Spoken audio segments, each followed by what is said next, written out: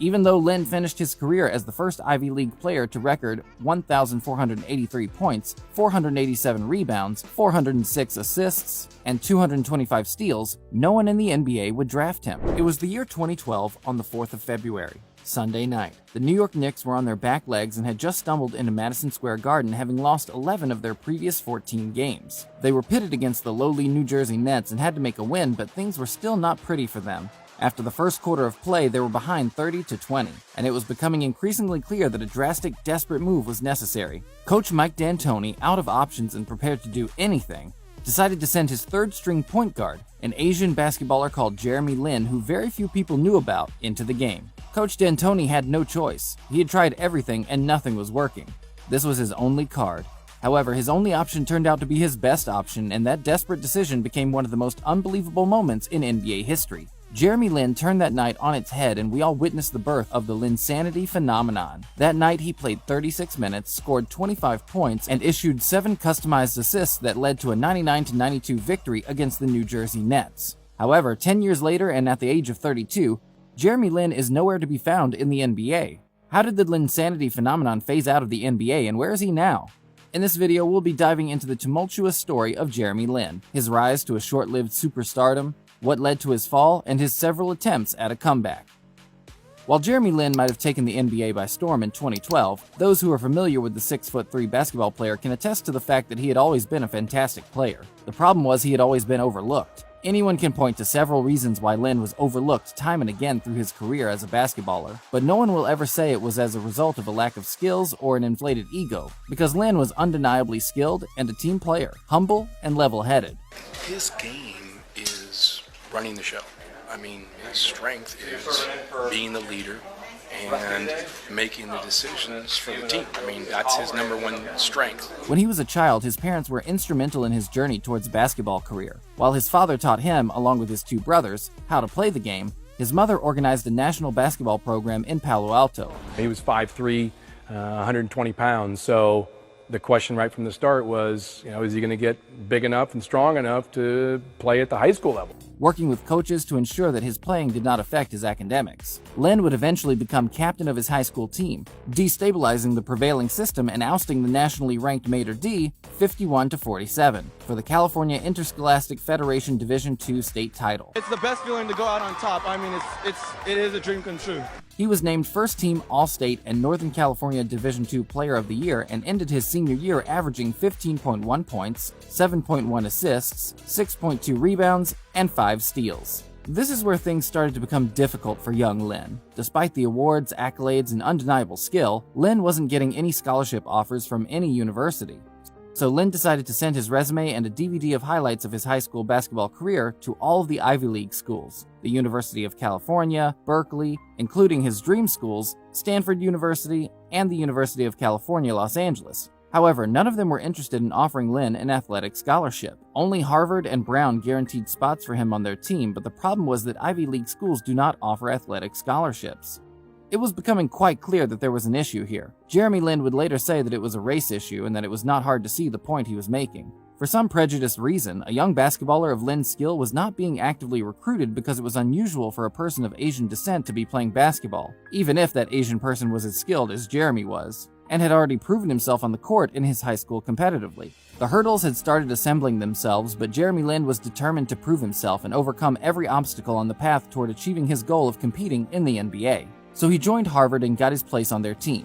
In his first year, he wasn't anything spectacular and was the physically weakest player on the team, but by his second year, Lin had matched up and averaged 12.6 points. By the time he got to his junior year, he was the only NCAA Division I men's basketball player that ranked in the top 10 in his conference after an impressive all-around performance that played him as a consensus selection for the All-Ivy League first team. This was all in his first year. His senior year saw him get better and better, and among the numerous awards he got for himself and his team, Fran Fraschilla of ESPN named him one of the 12 most versatile players in college basketball. Hall of Fame Connecticut coach Jim Calhoun attested to the fact that Lin could play for any professional team, citing his maturity, skills, and overall composure.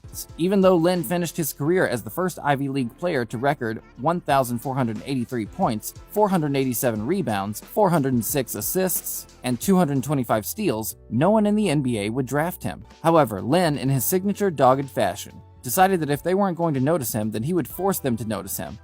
First, Lin joined the Dallas Mavericks for a mini-camp and was invited by Donnie Nelson to play in the NBA Summer League in LA. Again and again, Lin proved himself, averaging 9.8 points, 3.2 rebounds, and 1.8 assists in 18.6 minutes per game, and sent a team that was once flopping to the very top. It was after his stint at the Summer League that Lin began getting offers from teams like the Mavericks, Golden State Warriors, and the Los Angeles Lakers. Soon after, Lin signed a 2-year deal with his hometown Warriors, which partially guaranteed him a place for the 2010-11 NBA season. With the signing, Lin became the first American of Chinese or Taiwanese descent to play in the NBA. He was ready to prove himself once again, and he had the support of the Asian American community. However, things didn't exactly become easy for the young man. He received very little playing time because there were 2 other ball-handling guards, Curry and Monta Ellis. Soon enough, he was assigned to the Warriors' D-League affiliate, the Reno Bighorns. There, he got more playtime and soon proved himself again by averaging 18 points, 5.8 rebounds, and 4.4 assists in 20 games. Jeremy Lin would finish his rookie NBA season averaging 2.6 points on 38.9% shooting in 29 games. In the offseason, Lin would get injured and recover from it.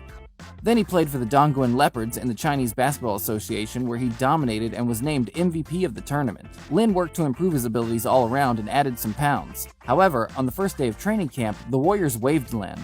Then the Houston Rockets had him, but things were no easier there, and he still struggled and was not given a guaranteed contract, and before the season could even start, he was waived once again to clear payroll to sign another player. Next, the New York Knicks claimed Lin off of waivers to be a backup for Tony Douglas and Mike Bibby, which meant once again that he would see only minimal play. He was literally competing for a backdoor, but this did not deter him, and he continued to train and improve.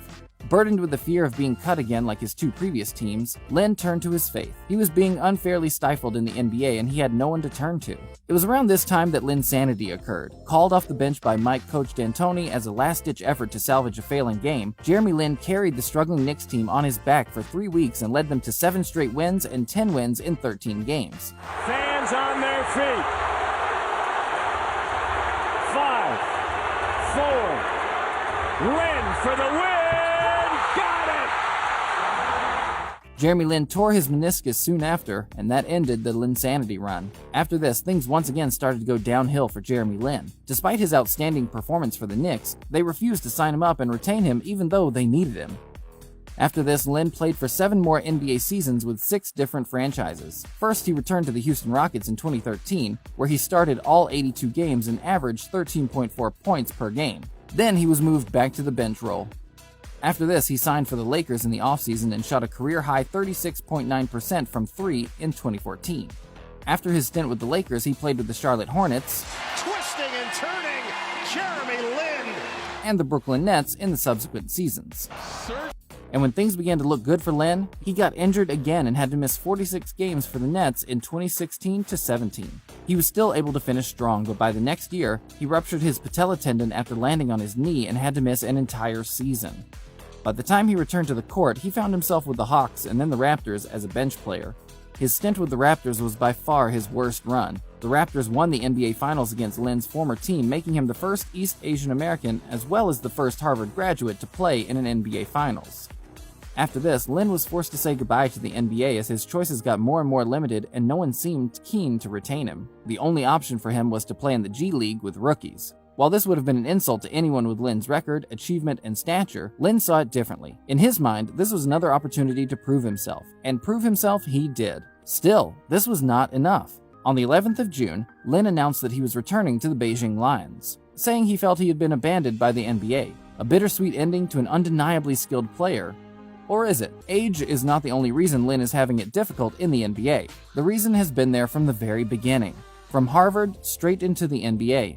People have disregarded the undeniable skill of the Asian American player, with team coaches and managers all admitting later that they had made a mistake by not signing or drafting him. However, this does not diminish Lin's achievement as a player in and out of the NBA. His story of doggedness, not giving up even when all the odds were stacked against him, setting a model for young Asian Americans whose dreams might be to play in the NBA one day. We can only hope that before he retires, he gets one more chance to play in a league that still hasn't learned to appreciate his undeniable talent properly. We'll see you next time, latest Hoops fans. Until then, keep shooting your shot.